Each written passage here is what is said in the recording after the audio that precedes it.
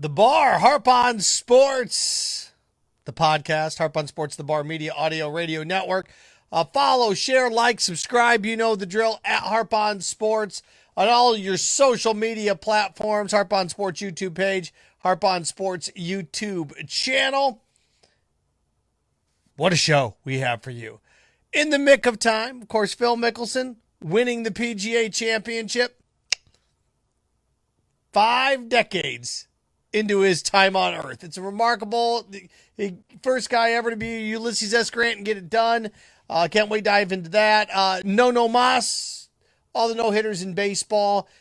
You know, baseball has this whole unwritten rule, old school feel to it. And there's parts of that make it romantic. There's other parts that make it ridiculous. I'm going to tell you how baseball being too romantic is burning it.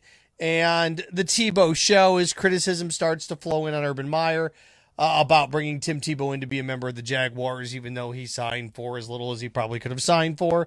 And they haven't even really put on pads and gone at it yet. So, where to begin? Phil Mickelson. It's remarkable. Anytime that something has never been done in a sport that they've been playing since the Civil War, you got everybody's attention. You got everybody's attention. And to me, what he was able to accomplish, how he was able to accomplish it, going up against the best golfer in the world the last 4 or 5 years, it's remarkable. And I was sitting there as I was watching it and I was thinking, a couple of things popped to my head when I was thinking about what Phil Mickelson was up to today and what he was doing.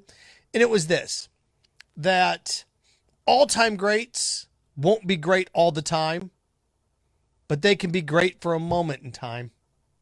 And it's true. All-time greats won't be great all the time, but they can be great for a moment in time. And that's what we got with Phil Mickelson. It's awesome. And you know you're going to run out of adjectives with it, and it's going to get blown up. It's knocking the NBA playoffs off the front page. If you look at the popularity of sports in America in the last 4 or 5 years, no sport has become more popular in the last 5 years than NBA basketball. Golf's popularity, along with NASCAR, has gone down the last 5 years. But yet, here's a golfer knocking the NBA playoffs off the front page, knocking it off headline after headline after headline. You had the Lakers and LeBron James beginning the defense of their world championship. You had the Knicks back in Madison Square Garden in the postseason for the first time in what seems like a decade. It hadn't been quite that long, but it's been a long time. And Phil takes the reins. And I just hope, and I'm not going to do this, we don't get into a labyrinth where we compare it to what Tiger did, because that's missing the point of all this. It's missing the point of all this. There are layers to this. It's like tiramisu. There are layers to this. And I thought it was interesting that Brooks Koepka finished second here. Brooks Koepka finished second to Tiger 2 years ago. Think about where we'd be with Brooks Koepka in terms of major wins if 44-year-old, 45-year-old Tiger Woods doesn't enter the fray, and 50-year-old Phil Mickelson doesn't come on strong. What would Brooks Koepka have? 6 majors right now? He had 4. He has 4, right? He finished second to Tiger and second to Phil now. You'd have 6 majors. We'd have a whole totally different conversation. I think it's interesting in both of these historic wins by our quote-unquote veterans, the elite of last decade, maybe even the decade before that, that the rub of this is Brooks Koepka finished second to both of them. But it's a remarkable story, and you watched how everybody converged on the course, and it seems like this is the moment that, all right, it's the party. COVID fandom is back. Fans are going to be able to add so much to the equation. Atmosphere is a big thing. It is. Atmosphere is a big thing. I think it can be overrated at times. I do. I think atmosphere can be overrated at times. You saw during the pandemic that as long as you had sports you could watch, but atmosphere is nice. It adds to it. It's not everything. This would have been a different beast if Phil would have won this with no fans in attendance like at the end of last year. It would have been different. Would it have been as special? It just adds more to the equation. Again, it adds more to the equation. It's not everything, but I mean, I think I look at it like a tradition in college football. Fans at sporting events now seem to be like a tradition in college football. The dotting of the I at Ohio State games, right? The eagle flying in at Auburn. Just kind of like this. Okay, that's kind of cool. There you go. That's what I look at it as. And that's what it was. It was COVID's over. That's what I felt today watching that. The coronavirus, this plague that's weighted us down for the last 16 months, 15 months. Watching the PGA Championship and the crowds and the swarms, I felt that it was over. That's what it felt like. I felt like, okay, we can start to get back to normal. Thank you, Phil. Thank you, Phil Mickelson. It just felt like that was needed at that moment. And I loved it. I loved every minute of that. How can't you enjoy what you saw? And I mean, everybody's going to start to compare it to things again. What was better, this or Tiger's win from 2 years ago? Can't you enjoy them both? Or are we in this whole thing where we have to compare everybody to everybody at all times? There's certain sports we don't do this in. When a team wins a championship in college basketball, we don't immediately take a step back and go, well, is this better than the 1993 North Carolina team? We don't do that. We don't. We kind of did a little bit with Gonzaga and Indiana this year, but that's because they were both undefeated.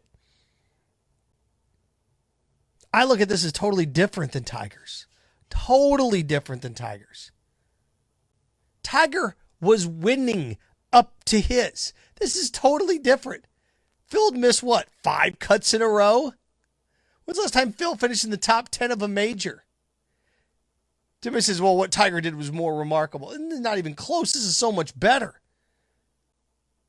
Phil had to get an exemption for the U.S. Open, not now because he's qualified for it now. This is remarkable what you just saw. Remarkable. On that crescendo, on that plateau, this is the sports story of the year, isn't it? And I'm looking around to see what can top it. We'll see. It's a sports story of the year, at least as of right now. I know we're in May. June's right around the corner. And there's going to be some great things coming up, right? I mean, let's face it, the NBA playoffs have just started. Stanley Cup playoffs are underway. But to me, what we just saw, we've never seen before. And again, in a sport that's 150 years old, when you're talking about seeing things that have never happened before, you're getting in pretty unique territory. So good for Phil Mickelson. It doesn't solidify this generation is better than that generation, or he doesn't pass Gary Player now. No. This is special and unique in its own right. And here's what it is. Phil has something that no other golfer has. Phil has something that no other golfer has. You know what that reminded me of today? People are going to compare it to other golf stars. It reminded me of George Foreman knocking out Michael Moore. If I could liken what Phil Mickelson did to anything that I've seen in my lifetime in sports, it's George Foreman knocking out Michael Moore. Where George was a jovial guy, right? To me, George was a jovial, big fat guy that he hadn't started selling grills yet. But George is smiling, and he was always broadcasting Mike Tyson fights and Evander Holyfield fights, and George is always smiling. That's what George Foreman was to me. See, I grew up in the 80s. I remember the Gorilla, Manila. I wasn't alive for that. I wasn't. It's too bad, but I wasn't. And watching George Foreman knock out Michael Moore, and I think I was a freshman in high school, and kind of getting a little bit of an understanding of that, going, whoa, this just happened. The heavyweight champ of the world. That was like almost not like a real life Rocky story, but pretty close to it. And if Mike Tyson came back and knocked out, he'd be a lot older than George was. George was in his 40s when he did it, right? Late 40s when he knocked out Michael Moore. But that's what Phil Mickelson was today. I try to find other things that it could be, and it's not, because he's 50. Jimmy Connors, one last great run. Was it the U.S. Open where Jimmy Connors made one last great run, and that was really, really neat? And was it Boris Becker? No, is it not Boris Becker? Come on, Seth. There's Jimmy Connors that finally knocked him out. Those are all unique things where he gets one more shot at it. The guy that's long in the tooth gets one more shot at it. It's a little bit like Kevin Costner and For Love of the Game. It's what it was. What you saw with Phil Mickelson was a movie today. It was a movie. But for a movie, it'd be a bad movie because nobody would believe it because it's not realistic. Dude hadn't made a cut all year in any significant tournament. And he gets in and he wins it. Remarkable. Remarkable. Enjoy these things because they don't happen very often. You know, was it Hideki Matsuyama won the Masters Championship? And I did a podcast on that. I did Facebook Live on that and said that's great. It's great for Japan, but 3 days, we're going to forget about it. I couldn't remember who won the Masters watching this tournament today. And who knows who this guy's going to be, and the thing will never happen again. Well, come on. As our knowledge of health grows and we become smarter and we understand nutrition more, people are going to be greater, longer into their careers. Now, I think that with the exception of football, where we learn more about medicine, we're like, wait a second here. I've made enough money. I've accomplished everything. I can back away from this thing. But again, just absolutely enjoyable. And I was glued to my TV. Wasn't going to change it. I'm dressed like a golfer. If you're watching this on Facebook Live or watching this on YouTube, I thought it was great. And again, all-time greats aren't great all the time, but they can be great for moments in time. So amazing. So that into a couple of other things. Really quick, the U.S. Open's coming up. That's the one that Phil's always wanted to win. He's never won it. Is he ever going to win it? Probably not. Just too tough of a course. But it's okay that he doesn't. Right? Arnold Palmer never won, a PGA Championship? This whole thing that somehow you are missing something in your career if he never won that. He never won the big one. He never won that. Dude's got 6 majors. Come on. Speaking of come on, Major League Baseball, we've undergone, this year its popularity is starting to come back. It is. The numbers are up. I'm going to be interested to see what happens now that the Stanley Cup playoffs have started. I'm going to be interested to see what happens now with baseball that the NBA playoffs have started, because those usually start in April, right? And here we are in the late stages of May, and the Stanley Cup playoffs and the NBA playoffs are just starting. And baseball, who's enjoyed 6 weeks of not having that competition of playoffs and other sports going up against it. So baseball's had a pretty good 6-week run here. It'll be interesting to see what these next 6 weeks look like. It'll be interesting to see as we get into the summer with the NBA playoffs too, because you're going to be you could still be in the first round of some of these NBA playoff series on Memorial Day is when we're usually getting ready for the conference finals, or conference finals are underway. So it's a different piece. So I'm going to be interested to see how baseball reacts to that. But more people are watching it. Regardless of the reason, more people are watching it. Here's the thing, though. No-hitters are through the roof. So now we're arguing whether or not no-hitters are special anymore. That's sad. That is. That's sad that no-hitters mean anything anymore. Tony La Russa getting upset at one of his players because he swung at a 3-0 pitch, and that's not what we do around here. Here's the problem that baseball has made, at least some of the archaic thinking in baseball. If you don't adjust with time, at least to some extent, and you don't modify rules along the way, you are going to bastardize your past. You're going to blow things out of the water. In baseball, for its tradition rich, we don't change anything. Do you realize baseball being almost rigor-mortic in its thoughts have crushed some of its all-time sacred records? Think about it. Baseball and its archaic thinking. We're not going to change this. We're not going to change any. We're baseball. We don't change things. Well, you didn't drug test. You didn't change that principle. You didn't change that thought process. And what did it do? It wiped out Roger Maris's record. It wiped out Hank Aaron's record. Who knows how many 300-game winners you could have had, but the steroid era that lasted for 7 or 8 years in this sport, who knows how many wins that took away from guys like Mike Mussina? Who knows how many wins that took away from guys that finished in 260, 270 career wins in that neighborhood? So your archaic thinking as a sport, it destroyed the record books. It's like, oh, baseball, the unwritten rules, we don't change things. Well, the fact that you didn't adjust with times hurt what you consider to be your bread and butter, which is history. You're wiping out history by not changing. Another no-hitter, another no-hitter. Why are all these no-hitters coming? I don't know. Well, guys are striking out more. The approach to the game is different. You can't control that, but you know what you can control? The shift, where you have 8 guys on one side of the infield. And don't tell me you can't adjust that. Of course you can. In football, you can have so many guys on this part of the line of scrimmage, on the left side of the center, on the right side of the center, so many guys on the line of scrimmage. In baseball, you can have so many guys on this side of second base, so many guys on that side of second base. Hey, only 2 infielders to the right side of second base. You can only have four players to the right side of second base. Second baseman, first baseman, center fielder, right fielder. You can't have third baseman in short right field. See, baseball adding more no-hitters and ruining the specialness of them by not creating rules to protect the past. You're killing it. I just think it's so funny, and that's why I said no mas. No more. We had too many no-hitters. Why are there so many no-hitters? Well, because baseball stood around and goes, we can't change anything by you not changing with times. You're burning your sport, man. You're crushing your own sport. So, we're going to set a record for no-hitters this year. Fantastic. Got guys throwing them that nobody's ever heard of.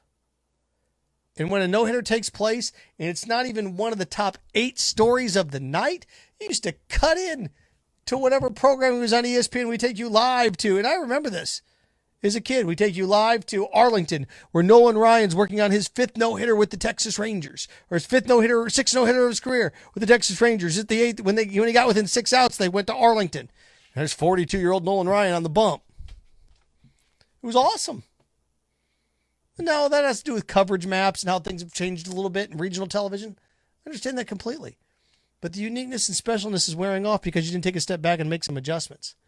Football realized that what made their sport unique and special was quarterbacks. So what did they do about 15 years ago? They looked around and said, you know what? Actually, about 20 years ago, Steve Young got knocked out in an NFL game. John Elway got knocked out almost for the entire season coming off of a Super Bowl.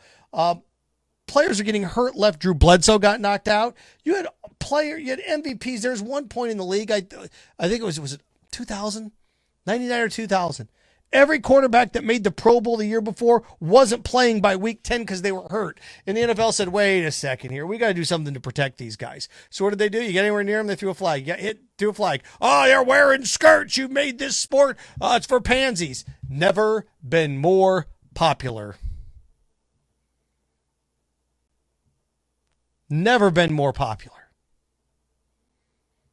So baseball needs to adjust in that manner. It does. Their unwritten sacred rules, or we're not going to make their rigidness is destroying their history, the uniqueness of its craft. So it's a shame. To wrap with, Tim Tebow's officially a member of the Jaguars. I talked about this in the last podcast a little bit. His contract details are out. 1 year, $900,000+. He's trying to. The Jaguars drafted the tight end in the 5th round. He's trying to make the team, and we talked about this. Like, he's to play halfback. He's not playing halfback. But now it's coming out that Urban Meyer is embarrassing himself. Urban Meyer, what's going on in the locker room here? The veterans aren't going to trust him with this. Okay, why? Because Tim Tebow's coming in to try to be the 3rd tight end?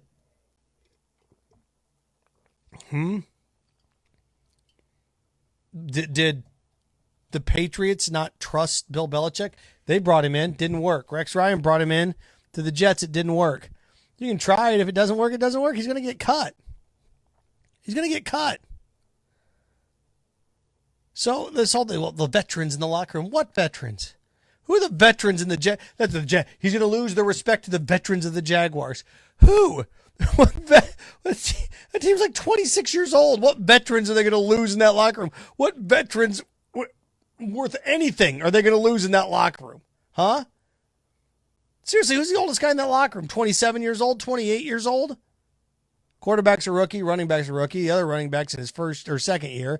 DJ Chark's in his third year at wide receiver. He's your longest in the tooth receiver, right? I guess Brandon Linder on the offensive line's been there 7 years. You're going to lose the respect of your center.